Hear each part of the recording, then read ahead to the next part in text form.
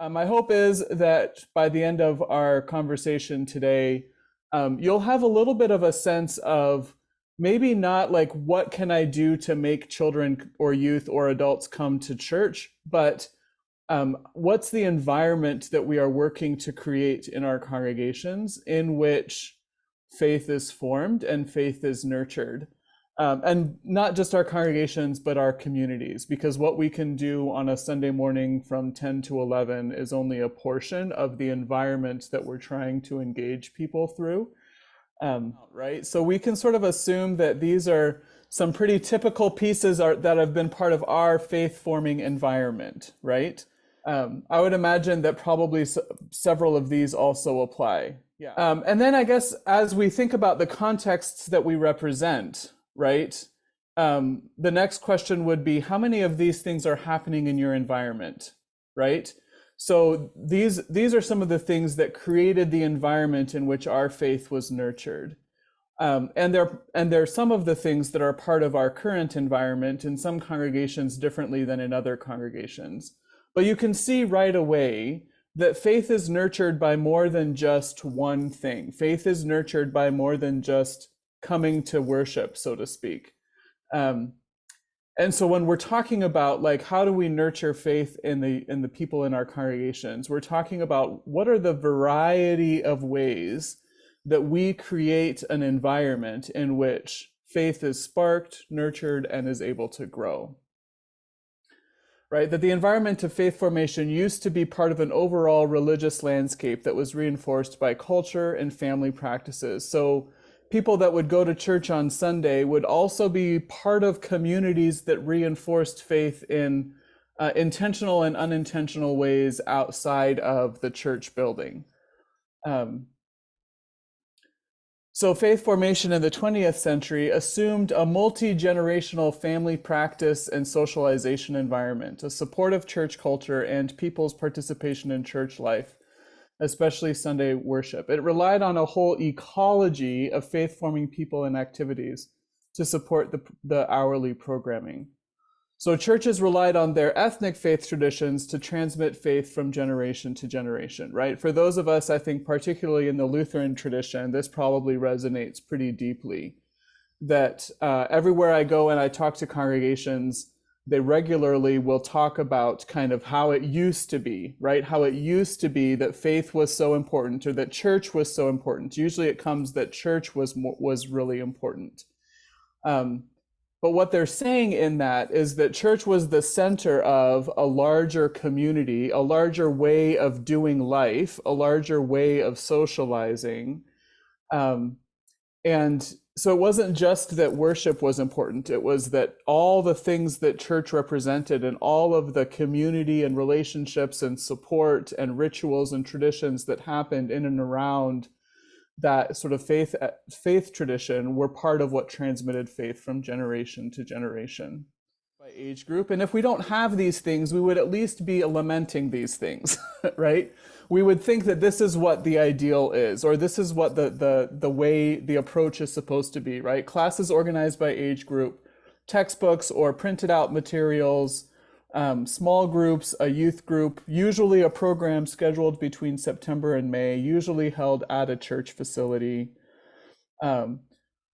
which then kind of asks the question, like, except for schools, in what other setting would people feel so familiar and comfortable after a 50-year absence? Right? That there's this expectation in our churches that everything is going to happen the way that it happened for those of us that have been around for a while, or that everything happened the way it happened, everything will happen for others the way it happened for me, right? But we know that there's so much that has changed in the 21st century, right? We know that there's a decline in religious transmission and practice at home, and there's a decline in participation in church life and programs, again, across the landscape of the church, not just in our tradition, not just in our country, but kind of across the landscape. And we know that there's a huge rise in a digital culture, that new technologies and media create transformation in every aspect of life, right? And there's positives and negatives to the digital culture, but we can't avoid the reality that it is a thing. So this begs the question, right? Do the 20th century faith formation models support the reality of faith formation in the 21st century, right? If all of these things have changed, has how we approach faith development changed to adjust or accommodate those things? And then it asks the question, if we started from scratch and we weren't trying to preserve or protect anything from our background, what would faith formation look like today? I think that's an important question for our communities to ask, regardless of our church sizes, regardless of the things that have shifted around us. I think it's an interesting question to spark conversation. If we weren't trying to get back what we think we have lost, what would faith formation look like today? So here's a question I'm going to ask us to share in conversation for a second. How has your congregation's approach to faith formation adjusted, adapted, or changed to meet changing realities? Right. So what has your congregation tried differently because of the changing realities around us? Again, I think that the pandemic forced us to move towards what some of this material is going to say we need to be considering. But that question of like our expectations of what faith formation looks like, are we expecting it to look like, age-specific classes before or after church in the building based on some printed material? And this would also wonder for like adult faith formation as well, right? Because we know that it's not just children and youth who need to be growing in their faith. Yeah, when I have conversations about faith formation, people sort of, it's easy to sort of jump to what we are doing around Sunday school and youth group, right? And so maybe we've changed the format a little bit. Maybe we're making it more accessible or whatever. But again, I want to say there's so much more than just Sunday school that has to do with how we form faith, and there's more than just the children and youth that are part of the environment in which we are trying to form faith. And so John Roberto proposes that we have a set of practices, we have a set of things that sort of define or example as a verb, example who we want to be. And these are the things that we do together. As you are invited into those common behaviors, we discover that we belong together. And within that, then we discover what we believe. I think this is interesting. I'm not sure, like all models, it has its limitations, but I think it's an interesting shift, or I think it's an interesting question to say, what are the practices that define us as a community? And what are the practices that sort of create this cohesive sense of identity? Because I think then people who are looking for those kinds of practices, right? They're looking for people who are living in that same kind of way, are going to be drawn to that, right? So what we're doing in that shift is we're creating a new faith formation ecosystem, right? An ecosystem is a system formed by the interaction of a community of living organisms with each other and their environment. So the environment has changed. The environment of the world around us has changed, and the relationship between congregational faith formation and its environment has changed. So we need a new faith formation ecosystem that reflects this changed context, right? So this faith forming ecosystem, are these parts all intertwined? It's like 4 puzzle pieces coming together to form a whole puzzle. Right now they're separate and we have to bring them together. So my work, at least the last couple of years, and will be for the next several years, is to really see how we can make faith formation a natural process again, the way it was several generations back. And so it's not just about us that need to know this thing about a faith forming environment. It's also about kind of helping our congregations understand that those of us with the office, those of us with the hours, those of us with the, with the titles are not the only ones responsible for forming faith. I think it's just a really valuable tidbit to continue to hold up to our people when they say, why aren't you producing children and youth who want to stay in church? right? What are you going to do to keep me engaged in faith? And you say, no, that it's the whole environment. We, all of us together are part of, right? That change. This is what it looks like to be a disciple of Jesus. These are the practices that give meaning and purpose to our lives. And then these practices form a community. In these practices, we come to discover what we believe. Again, I think that's super compelling. Is it flawless? Maybe not. But is there something in there? I think there is, right? What does relational community look like in our context? What are the intentional practices that form that community? And how are we inviting experiential, not just head cognitive belief, but experiential belief, as we sort of articulate what our vision is for what it means to make disciples or to be disciples and form faith, right? Understanding that God does all the work, right? We're not creating faith in people. That's the work of the Holy Spirit. And faith doesn't always look like a particular external thing, right? It's really important to say that we're not looking for everybody to behave the same kind of way. And that behavior isn't the thing that saves us, right? We have to say that. And I think it's okay to say there are ways that being a disciple looks in our life and in our behavior. I think that's okay to talk about, right?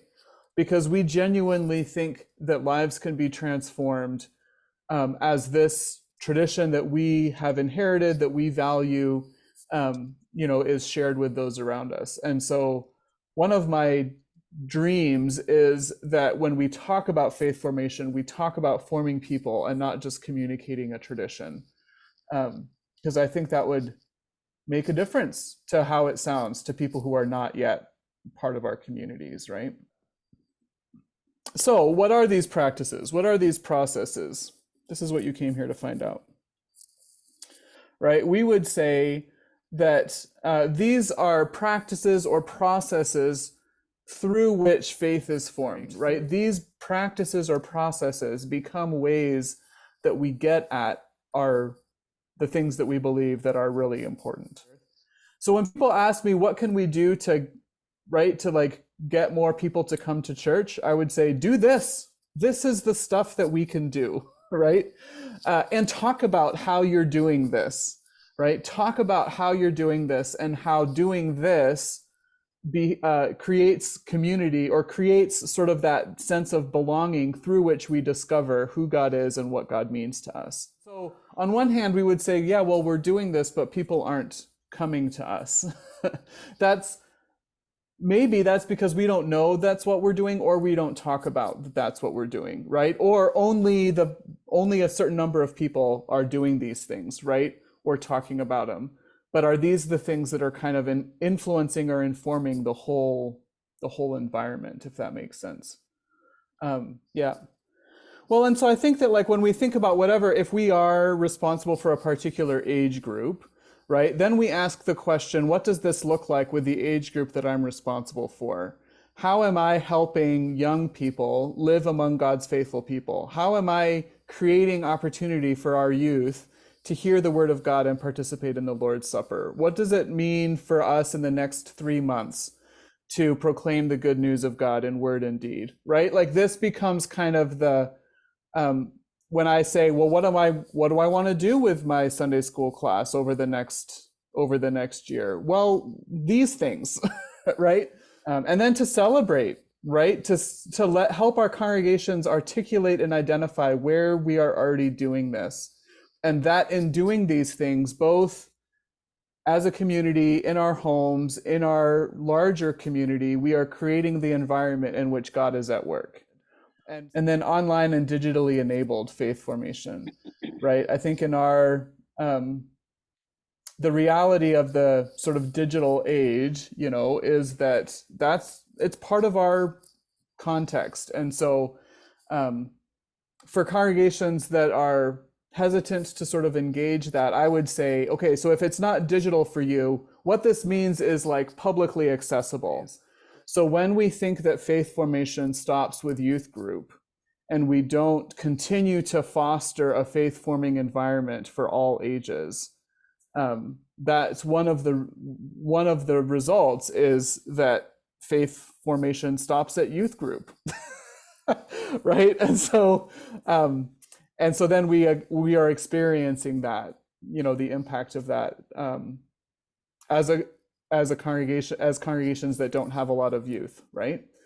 And then missional, like what are we doing that has to do with those who are not here? What are we doing that has to do with, or that is particularly for telling the story to those who don't know it? And then all of these things kind of together, are they digitally enabled and connected so that they're not bound by physical access to building, or they're not centered in, our buildings, which again, I think the pandemic kind of forced us to experience the possibility of digitally enabled in really good ways.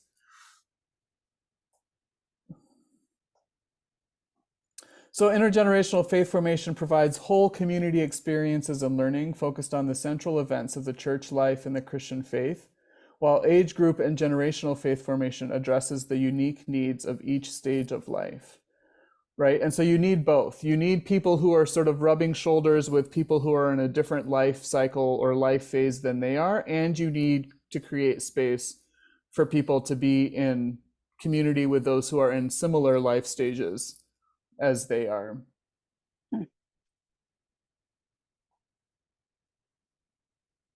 So then when we say, well, what does this look like? How do I do this, right? Is there a program? Is there a curriculum that I can just use and adopt?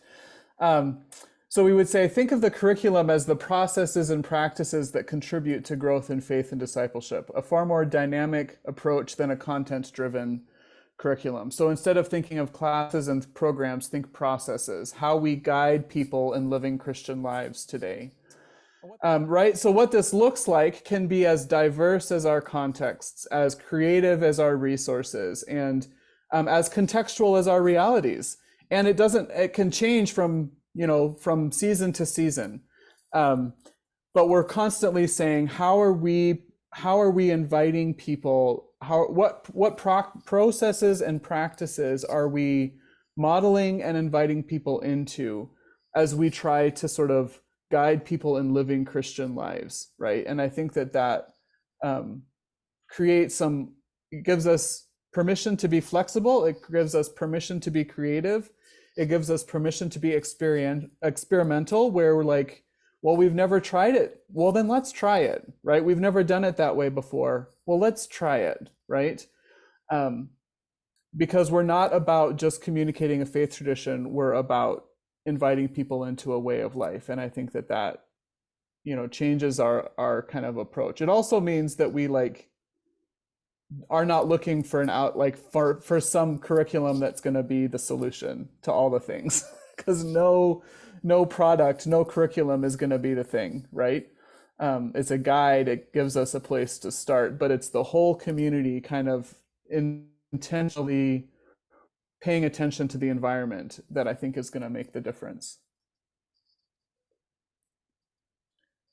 And then we think of the network of relationships, content, experiences, and resources of physical places and online spaces, right? So when we look at, again, for Sunday school, let's take Sunday school as an example. We think of, well, there's what happens on Sunday morning. There's also the email that goes home. There's also the twice a year family gatherings. There's also the stuff that we post on our on our church website. There's also the time that we partner with the community for Fall Harvest Festival. There's also, right, like we think of the variety of ways. Well, there's the moms chat group that we know the moms kind of touch base with one another. And we know that there's the grandmothers who make quilts for new babies in the community. And well, we know, right, like you just sort of think of all of the ways that your community is impacting, and then you say, oh, that's what our environment looks like, right?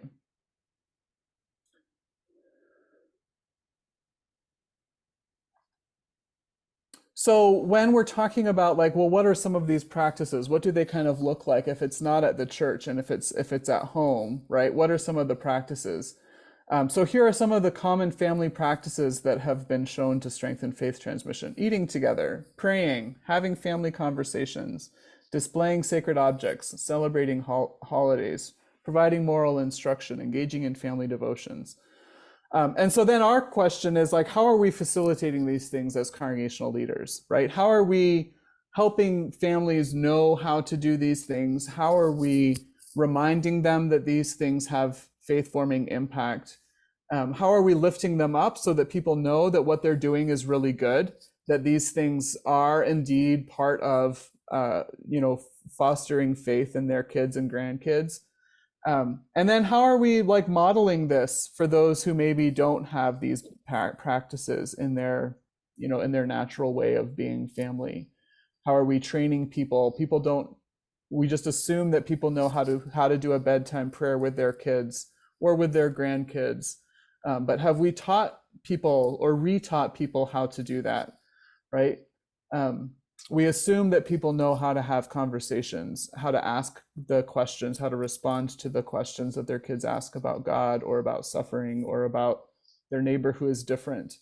Do we practice those in our common, in our common life so that families feel equipped to have those conversations at home, right? So I just want to lift up this sentence and sort of pause for a moment. A lifelong faith curriculum is really an integration of 4 curricula: intergenerational, age group, family, and missional, all supported by digitally enabled online faith formation. What is hopeful about that statement as you think about your context, and what is challenging? I would invite you to share if you want.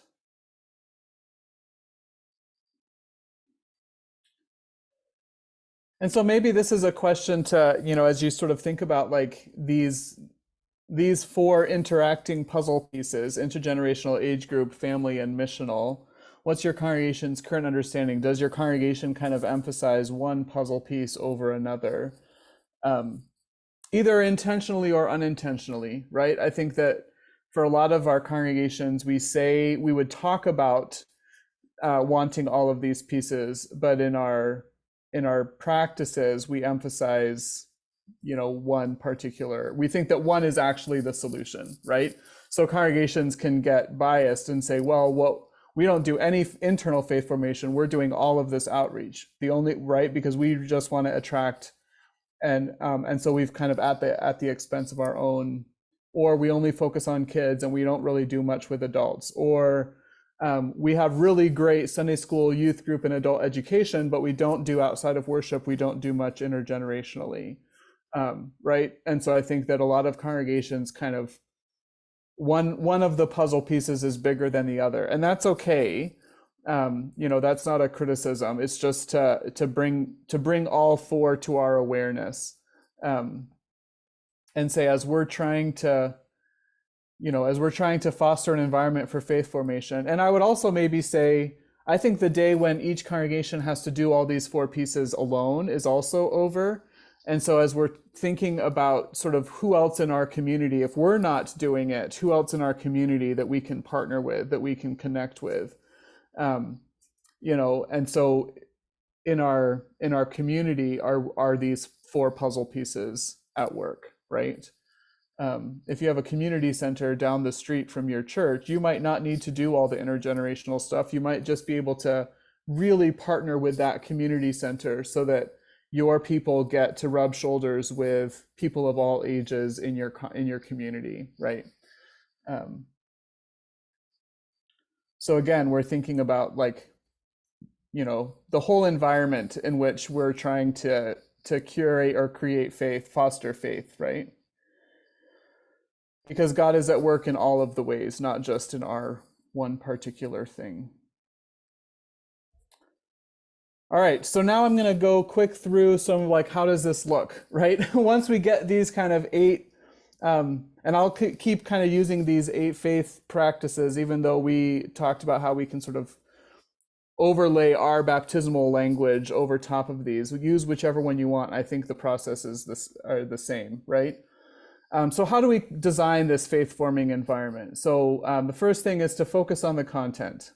So know become really familiar as a leader with this language, and find ways to kind of talk about it. And then connect life issues to faith life, right? So develop specific topics to address each process that addresses the lives of individuals at different ages. And then curate. So there's a ton of stuff. Curate rather than create. We don't have to start from scratch in figuring out how to celebrate liturgical seasons. There's lots of resources already out there about how to help families do Advent at home. It's about pulling those pieces together and making them available. And there's lots of opportunity. And so curating just means paying attention to what's already out there and pulling it together and making it accessible for your people.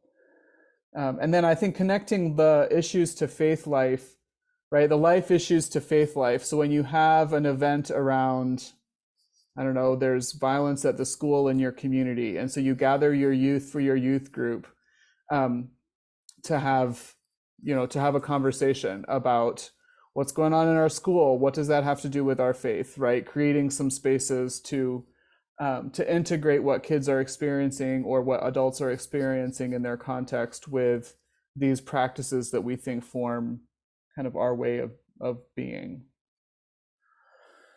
And then the other thing important to remember is to address the learning styles, and particularly when we think about like education with adults, right? When we think about even amongst the adults in our congregation, we have several really distinct generations. And so when we are only presenting material that caters to one kind of learning style, it's not surprising then that other people, right, that like there's limited engagement or limited involvement. And this is generalized, this is a bit stereotypical. There's always ways that this isn't exactly right. Thanks. But I think it's helpful to, to sort of think about that. In my experience, think about how we do adult education, right?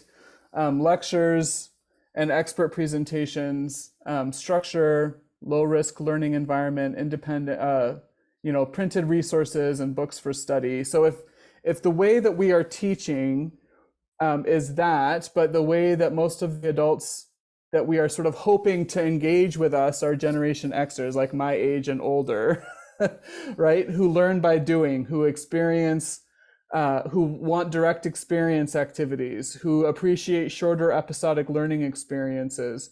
It's not surprising then that people my age and a little bit older aren't participating or engaging with the way that the church is doing adult education, right? Because the way that we're doing education for adults is still kind of in a particular kind of frame.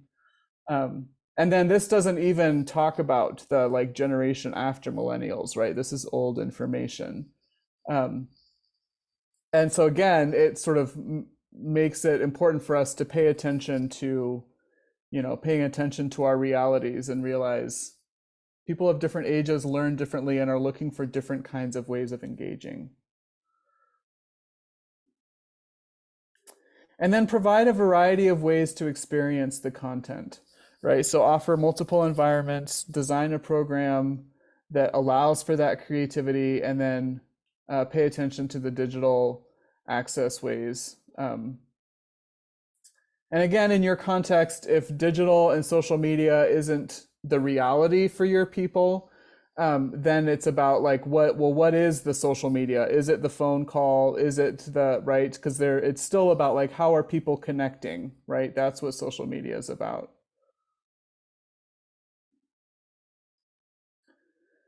So this is where you would sort of like take a minute and think through at your congregation, if you think through these faith-forming processes, this is where you would sort of say, okay, so what's happening in our congregation around each of these things, right? What are take your congregation's calendar sort of maybe 3 months at a time, because all of these things don't happen in 1 month, but in 3 months, 3 or 4 months, right?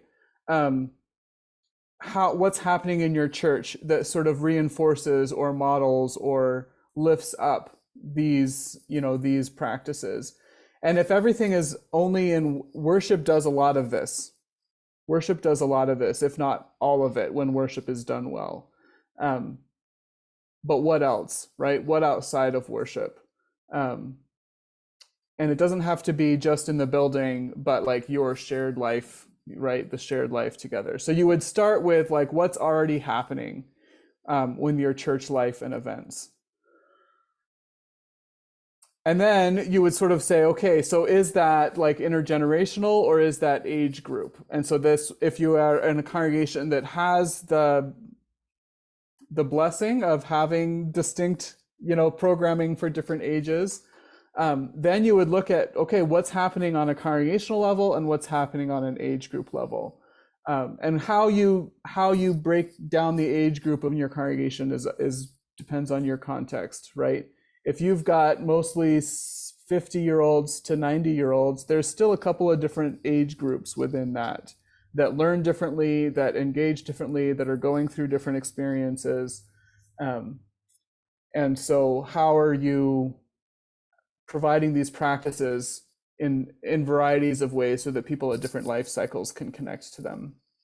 And then if you wanted to really dig down, then your next thing is to sort of say, okay, so then how are these practices being modeled or being made accessible across the different, right? At church, in what ways are we fostering them at home? In what ways are we engaging children and their parents? In what ways are we engaging youth and their parents? In what ways are we engaging adults? And then what does this look like in our digital and online space? And again, these things are not distinct from one another, right? When you do an Advent celebration, there's probably caring relationships happening. There's probably learning the Christian tradition. So it's not that you need 8 different events. It's that if you're having an after church event, can you, as the coordinator or the facilitator of that event, talk about how each of these practices are part of that one event, right? Because all of these things are sort of overlapping with one another, if that makes sense. So let me pause there and get some feedback. What does what's connecting with you? Where does that sit with you? Yeah, I think that that's the challenge of the digital age, right? Yeah. Is that there's so many ways of doing digital communication these days that we kind of get lost in the, in the crowd of options. What I do know, though, is that congregations that are trying are having a different results than congregations who aren't trying, right? And congregations that are acknowledging that the digital age is a thing, and so we're going to try to offer, right? We're going to try to be in those spaces, that the website is the new church sign, and that, again, for Colleen's context, where it's like more rural congregations, I can't assume to know how the digital age is at work in those environments. And so I'm not saying that that's the solution in every context. But for the most part, right, people are finding churches through they're searching for churches online before they're calling churches' phone numbers. And so if on your church website you don't have information easily accessible, people aren't going to visit, right? And in terms of like connecting with, parents and those who are already part of your congregation, I think that's a lot of hit and miss. It's a lot of experimenting. It's a lot of communicating one thing in multiple ways. And just kind of like say something 7 different ways, and then everyone will say, but I didn't hear it. And you're like, well, I tried. But again, it kind of comes back to like, it's not just about us who are curating and pushing out the information. It's also about the environment affirming and committing to receiving and containing the information, right? Right. And so while I think that we can do our part in saying this stuff is out there, this is where you can find it, there's also this invitation to the whole community to be engaging in these practices, and kind of participating in their own faith-forming environment, right? Which I think is sometimes the sometimes the shift, because people will find the information that they want, right? People will find the information that they want, and when they choose to be part of a community, and when that community matters to them, they will find the information relevant to that community. And so I think we can do what we can do, but it's also about sort of shifting that mindset to say we together are engaging in this faith-forming environment, and so inviting mutual participation in that way.